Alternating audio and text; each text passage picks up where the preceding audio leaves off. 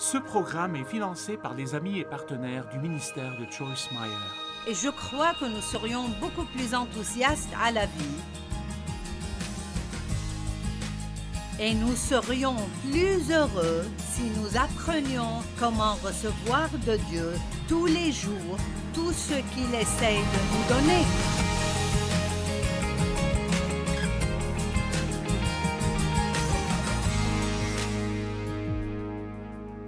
Il y a une illustration que je fais parfois, mais je ne vais pas la faire aujourd'hui.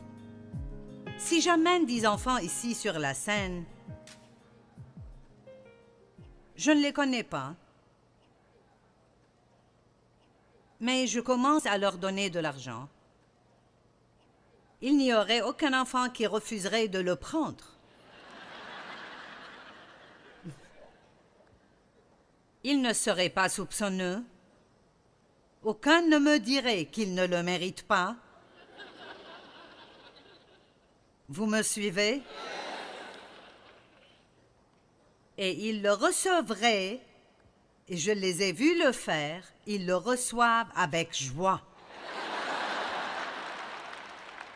Amen.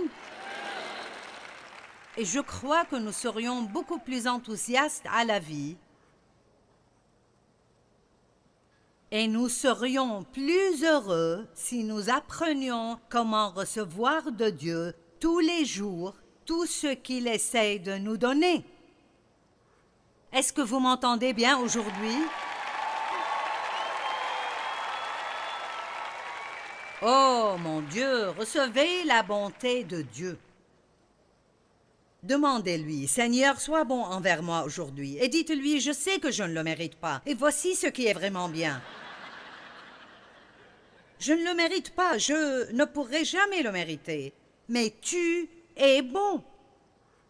Quand Josaphat était en guerre et tous ses différents ennemis étaient contre lui, et il ne savait pas quoi faire, et il a dit ce jour-là à Dieu, « Nous ne savons pas quoi faire.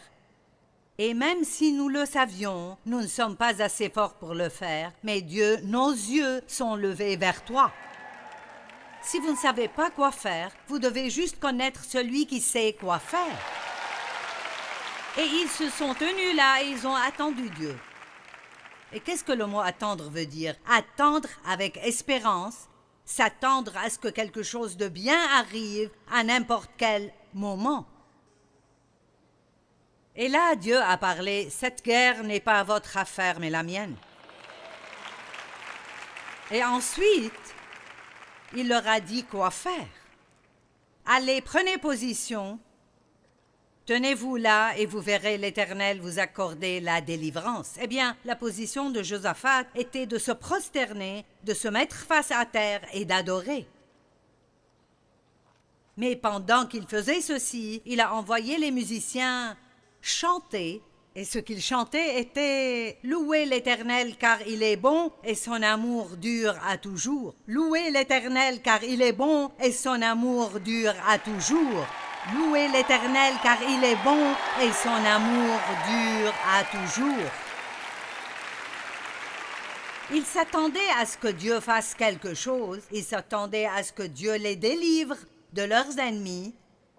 Et il n'était pas particulièrement inquiet concernant s'il le mérite ou pas, il voulait juste être délivré. Et devinez quoi?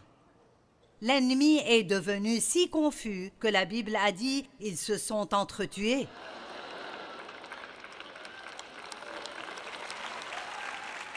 Allez, voulez-vous confondre le diable? Vous devez être heureux quand vous n'avez aucune raison de l'être. Allez et réjouissez-vous de votre vie quand vous avez un problème sur lequel Dieu travaille. Vous ne pouvez pas résoudre vos problèmes, mais Dieu peut le faire. Et quoi que soit votre problème, il travaille dessus maintenant. Alors que vous êtes là à passer du bon temps, Dieu est occupé avec votre problème.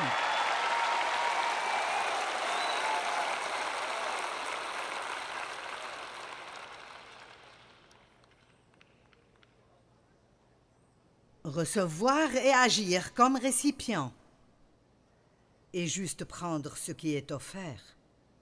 Dieu, je reçois ta faveur aujourd'hui. La faveur est si amusante.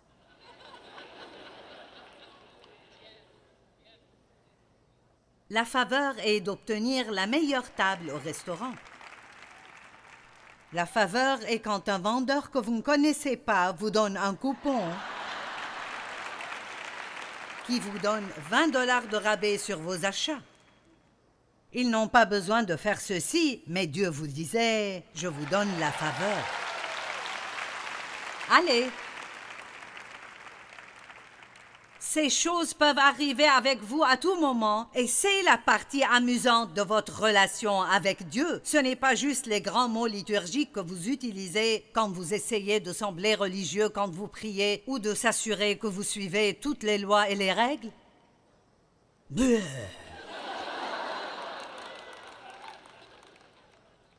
J'aime quand quelqu'un, vous savez, quand il prie et il devient une personne totalement différente.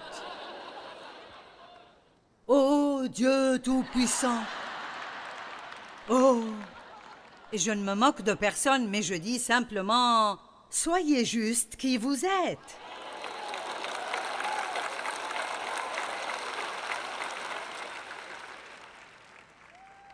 Éphésiens 2, 8 et 9 sont si merveilleux.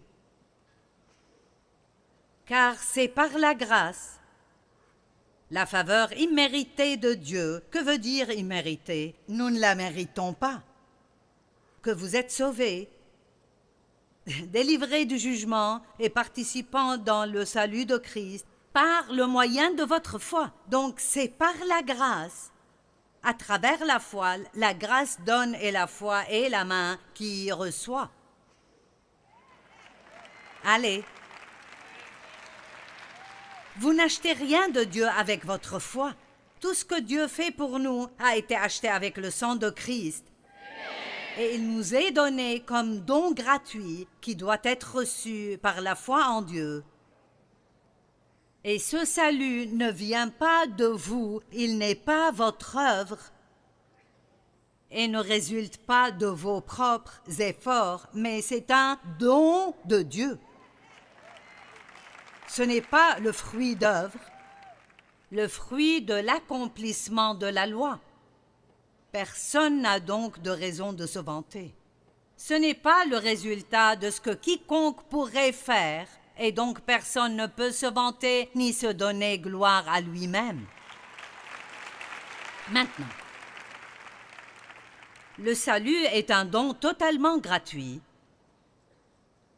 offert aux gens dont Dieu sait qu'ils n'ont pas la capacité de s'aider eux-mêmes, mais heureusement, il ne nous laissera pas dans cet état piteux et pathétique. Mais il a envoyé son Fils unique pour qu'il souffre et meure, et donne son sang pour notre liberté et notre salut. Et votre nom est écrit dans le livre de la vie. Et vous êtes en chemin vers le ciel, mais vous devez commencer à vous réjouir du voyage. Combien d'entre vous ont besoin de ceci aujourd'hui? C'est le moment d'entrer dans le repos de Dieu. Et dans Hébreux 4, la parole dit que les Israélites ne sont jamais entrés dans le repos de Dieu parce qu'ils n'ont jamais cru. Ils croient pendant un petit moment, puis ils abandonnent. Ils ne se souviennent pas des grandes choses que Dieu a faites pour eux et ils retournent à l'esclavage chez leurs ennemis. Ensuite, ils se repentent et Dieu leur pardonne. Ensuite, ils se retournent au même genre de stupidité qu'ils avaient avant. Et ils continuent à tourner autour de la même montagne encore et encore et encore. C'est le moment de changer. Vous devez vous reposer. Oh Dieu! J'étais un vrai désastre hier, Seigneur. J'avais une mauvaise attitude. J'ai dit des choses que je n'aurais pas dû dire. Je suis si désolée. Dieu, pardonne-moi. Je le reçois.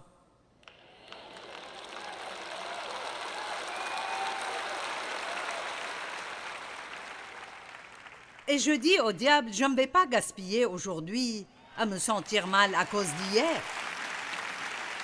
Allez, arrêtez de gaspiller aujourd'hui à vous sentir mal à cause d'hier. Hier est terminé. Tout ce que vous pouvez faire est d'apprendre de vos erreurs, d'être désolé de les avoir faites, mais maintenant donnez un œil au beurre noir, au diable en vivant pleinement aujourd'hui.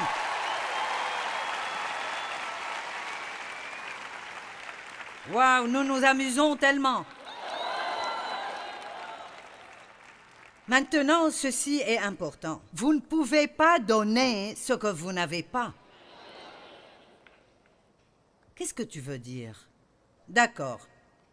Si vous ne savez pas recevoir la miséricorde de Dieu, vous n'allez pas savoir donner la miséricorde à ceux qui en ont besoin.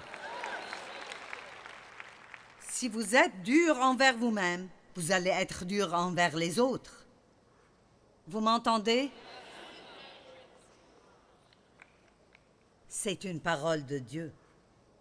Si vous êtes dur envers vous-même, vous serez dur envers d'autres personnes. Jésus a dit, vous avez reçu gratuitement, donnez gratuitement. Un bon récepteur devient un bon donneur. Amen.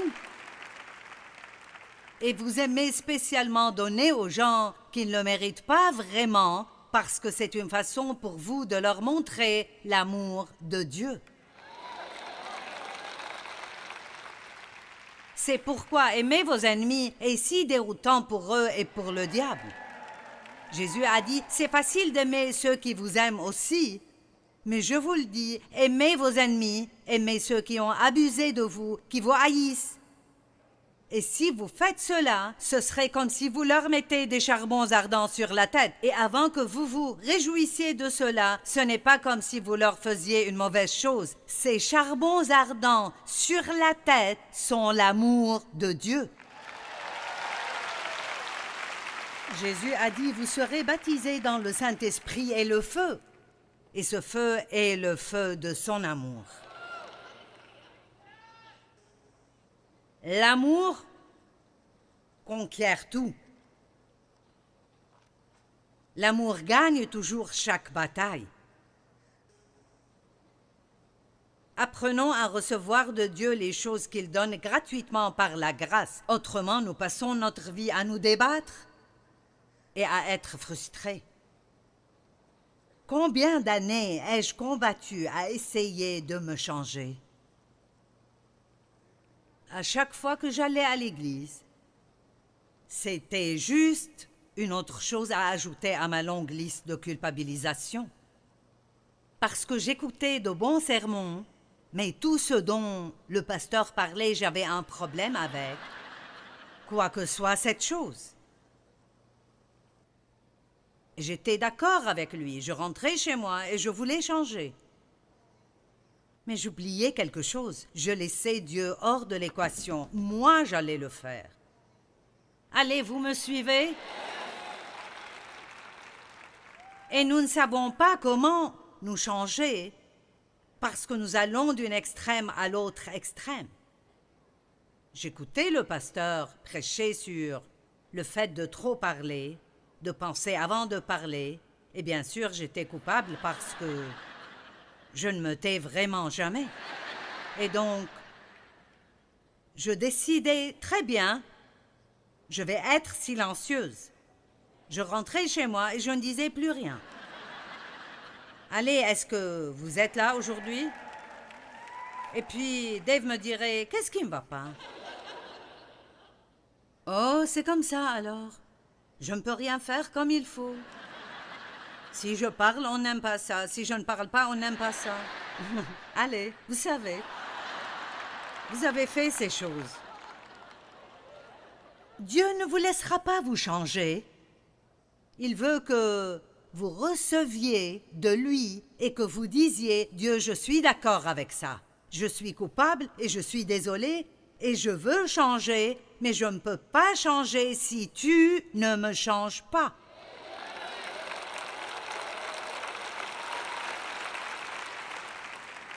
Nous pouvons faire un petit changement, Mais vous ne pouvez pas. Vous savez, le changement véritable vient de l'intérieur. Ne vous conformez pas au siècle présent, mais soyez transformés par le renouvellement de l'intelligence. Nous rendons la chrétienté difficile, mais elle n'a pas besoin de l'être, pas si vous croyez ce que la parole dit. Ça semble presque être trop beau pour être vrai. Très bien. Prenons 2 Samuel chapitre 9 en commençant au verset 1.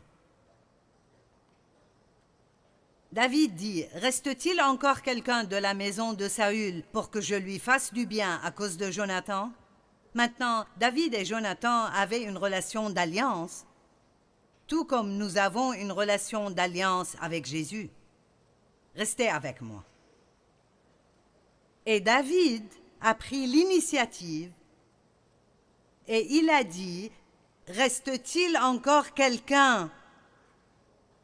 Il appelait la maison de Saül, qui est le père de Jonathan, et il parlait toujours en termes de génération. Reste-t-il encore quelqu'un de la maison de Saül ou de Jonathan pour que je lui fasse du bien à cause de Jonathan? Eh bien, ce que nous devrions dire est, « Père, il y a quelqu'un pour qui je puisse faire du bien à cause de Jésus ?»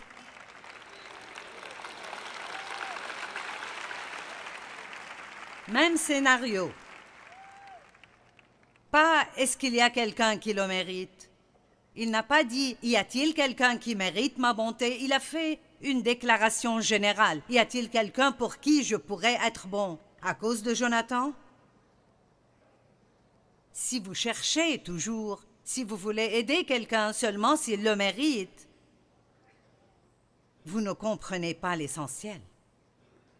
Maintenant, il y avait un serviteur de la maison de Saül nommé Tsiba, que l'on fit venir auprès de David. Le roi lui dit, « Es-tu Tsiba ?» Et il répondit, « Ton serviteur. » Le roi dit, « N'y a-t-il plus personne de la maison de Saül pour que j'use envers lui de la bonté de Dieu ?» Et Tsiba répondit au roi, « Il y a encore un fils de Jonathan, mais il est perclus des pieds. » Eh bien, qui ne l'est pas?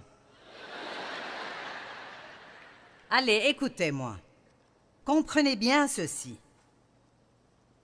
Tsiba est en train de dire, « Eh bien, il y a bien ce gars qui reste, mais tu ne voudras pas l'aider parce qu'il est perclus des pieds. Ce type a des problèmes. »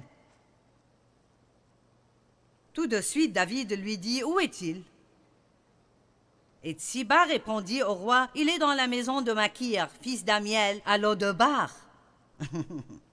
Et c'est comment les gens comme ça vivaient. Misérables. Vraiment très misérables. Misérables. Donc le roi David l'envoya chercher à Lodebar. C'est un endroit misérable. Dans la maison de Makir, fils d'Amiel, et Méphibosheth, fils de Jonathan, fils de Saül, vint auprès de David, tomba sur sa face et se prosterna. David dit, « Méphibosheth !» « À votre service, il répondit. » David lui dit, « Méphibosheth, ne crains point, car je veux te faire du bien à cause de Jonathan, ton père. Et Dieu veut vous dire aujourd'hui, si vous croyez en Jésus, il vous montrera la bonté, pas parce que vous la méritez, mais il le fera pour Jésus. » Allez, allez, allez. Je le ferai pour Jésus. Savez-vous ce que ça veut dire de prier au nom de Jésus? Ça veut dire que quand vous priez au nom de Jésus, vous présentez au Père tout ce que Jésus est. Vous ne dites pas « réponds à ma prière parce que j'ai été bon ». Vous dites « fais-le pour Jésus ». David lui dit, « Ne crains point, car je veux te faire du bien à cause de Jonathan, ton père. » Il lui dit, « Je te rendrai. » Alléluia. Dieu veut vous rendre tout ce que le diable a volé. Je te rendrai toutes les terres de Saül, ton père, et tu mangeras toujours à ma table. » Mais voilà le problème. Écoutez bien. Méphibosheth se prosterna et dit, « Qu'est ton serviteur pour que tu regardes un chien mort tel que moi? »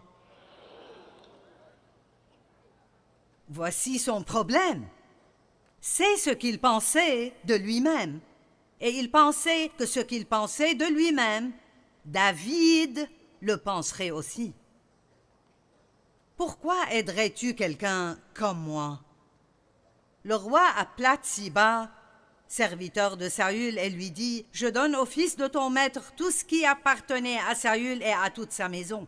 Tu cultiveras ces terres, toi et tes fils et tes serviteurs, et tu feras les récoltes, afin que le fils de ton maître ait du pain à manger, et Méphibosheth, fils de ton maître, mangera toujours à ma table. » Or Tsiba avait 15 fils et 20 serviteurs. Écoutez ceci.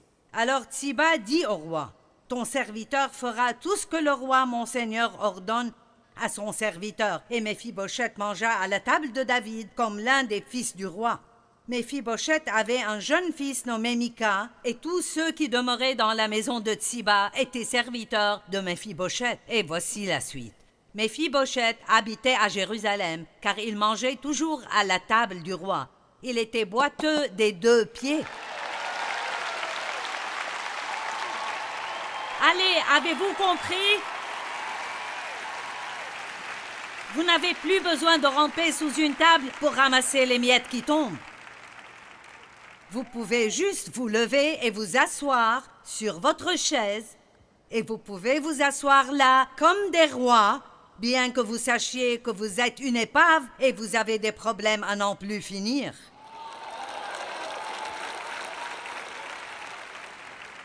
Tout ce que vous devez faire est d'être honnête avec Dieu. Je sais que je suis un pécheur, je sais que je fais des erreurs, Seigneur. Je veux être bon, je veux faire mieux. Aide-moi. Tu es ma seule aide. Ce n'est que sur toi que je peux m'appuyer. Je ne peux rien faire sans toi, mais je peux tout faire avec toi. Je reçois ta miséricorde. Je reçois ta bonté. Je reçois tout ce que tu veux faire pour moi. Et c'est si bon parce que je sais que je ne le mérite pas.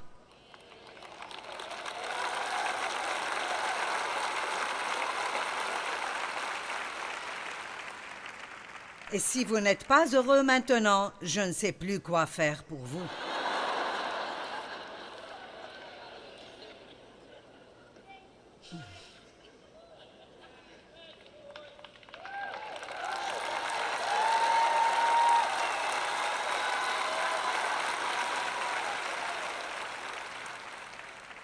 Laissez-moi terminer avec ce verset. Que tout le monde se tienne debout à sa place. Romains 8, 32. Lui qui n'a point épargné son propre fils, mais qui l'a livré pour nous tous, comment ne nous donnera-t-il pas aussi toutes choses avec lui? Allez. Oh. Oh, vous avez de bonnes raisons d'être heureux. Vous êtes en route vers le ciel et vous vous réjouirez du chemin. Amen. Levez les mains. Père, au nom de Jésus, je bénis ces personnes. Je le fais en ton nom. Et ce que tu bénis ne peut pas être maudit.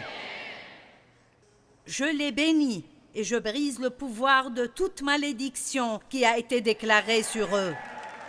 Chaque malédiction générationnelle, chaque malédiction familiale. Je prends autorité sur tout le mal qui est venu contre eux et je les bénis en ton nom puissant, Jésus. Et je dis qu'ils sont bénis quand ils entrent et bénis quand ils sortent et ils ont la faveur partout où ils vont. Au nom de Jésus. Amen.